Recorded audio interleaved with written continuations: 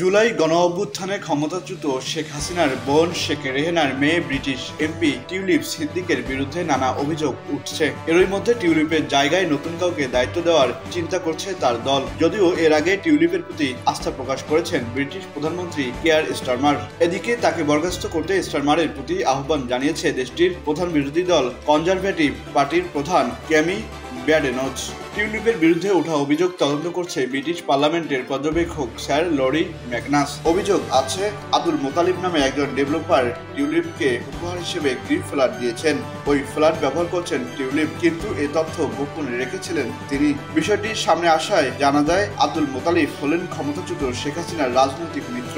তার সঙ্গে মোতালিফের ঘনিষ্ঠ সম্পর্ক আছে। ছায়া চ্যালেঞ্জার মেল স্ট্রাইট বলছেন, টিউলিপের পক্ষে তার দায়িত্ব পালন এখন অসম্ভব। টিউলিপ যেহেতু দুর্নীতি বিরোধী মন্ত্রী এবং তার বিরুদ্ধে গুরুতর অভিযোগ উঠেছে, ফলে বর্তমান প্রেক্ষাপটের অধীনে তার দায়িত্ব পালন বাস্তবিকই অসম্ভব। এজন্য তার পদত্যাগ করা উচিত। প্রধানমন্ত্রী স্টারমার বলেছেন, টিউলিপের স্যার লরির কাছে আত্মপক্ষ সমর্থন যথার্থ।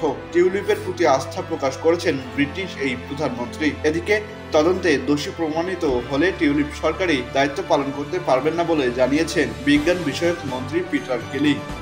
আহসান সাকিব হাসান, আকাশ জবিন, নিউজ ডেস্ক।